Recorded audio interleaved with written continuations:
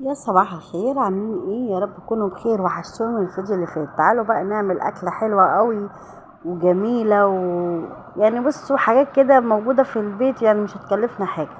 شايفين الجمال والحلاوه؟ لا وطعمه، لا وبغمزها بقى في الكاتشب. يا لهوي يا لهوي على الحلاوه. ده الرجيم خلاص في ذمة الله. طب تعالوا بقى نشوف احنا عملنا العظمة والجمال ده كله ده ازاي.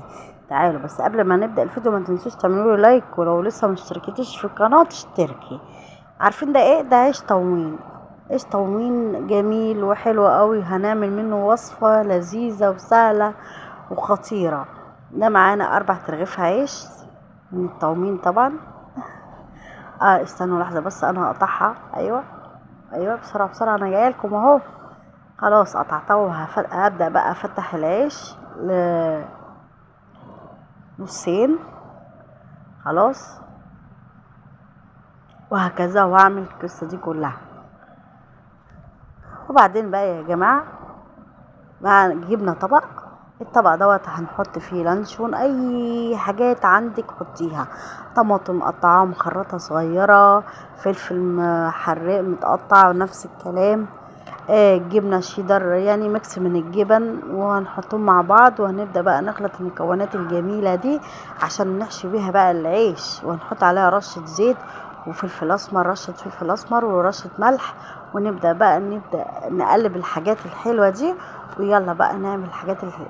لو انت بقى ما عندكيش لانشون، الحاجات الموجوده عندك في التلاجة مش هتقول حاجه. لميها وتعملي احلى وصفه. وبصي هتعجب عيالك قوي. يعني هنرمي الحاجة؟ لا استحالة، الحاجة غالية جدا واحنا لازم نستفيد بالحاجة الموجودة. يعني ايه يعني؟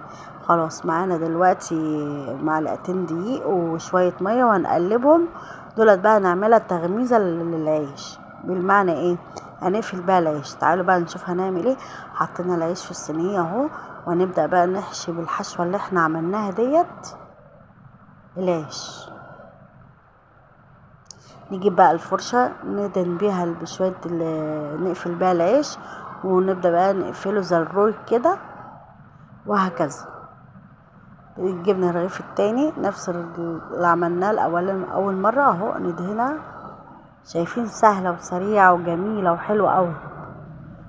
انا العيش اللي عندي هنا صغير، لو انت عندك عيش كبير حلو يبقى جميل جدا.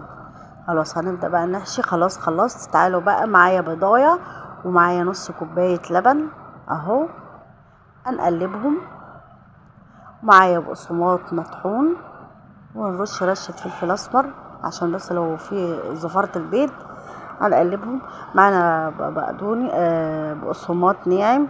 هننزل بقى بالبيض اللبن، هنحطها بقى في البقسماط نبدرها. شايفين الجمال؟ لو عاملة معانا كمية حلوة قوي ويعني طعمة جدا اهو. شايفين؟ سهلة جدا، ما خدتش مننا وقت. هتاخد مننا بضاية وشوية الجبن اللي عندك، ميكس جبن واي حشو من الحشوات اللي هتحطيها، وسهلة قوي اهو. بننزلها في اللبن وبيض، وبعدين نحطها في البقسماط. خلاص خلصنا الكمية. تعالوا بقى نقليها. شوية زيت بقى حلوين كده، نسيبها لما تسخن. ننزل بقى بالحاجات العسل ديت ونسيبها تتحمر. انت بقى واقفة معايا يعني ما تسيبهاش يلا بقى، لو عجبك الفيديو ما تنسيش تعملي لايك، ولو لسه ما اشتركتيش في القناه يلا اشتركيني حالا، وتابعيني على صفحه البيج عيله سيما، ويلا اعملي بقى شير بين صحابك وكده. خلاص هي خلاص استوت احمرت اهيت، ونطلعها ونصفيها من الزيت ونحطها بقى في مصفى عشان لو في زيت وكده تنزل منها تتصفى. لو في اي حاجه بنلمها بالبتاع دي. خلاص هنبدأ بقى نحمر المجموعة التانية. ما خدتش مننا وقت ولذيذة وحلوة قوي. تنفع بقى في العشاء، تنفع في الفطار، تنفع في الغدا. شايفين عملنا كمية قد ايه حلوين قوي. كل ده بقى يطلع من العيش الطومين. اول مرة اعرف يعني. خطيرة وجميلة وطعمة. وعلى فكرة مش هتتحرق منك، ما تخافيش ما هتتحرقش منك. خلاص اهو خلصنا. ايه رأيكم؟ شايفين الجبنة؟ لا والجبنة بتتبط على فكرة روعة حلوة. طب تعالوا نفتح ديت. جميلة جميلة جميلة روعة. واعملي بقى جنبها كاتشب بطاطس محمرة. يا وعدي على الطعام وكوباية شاي. ألف هنا. استنوا بقى.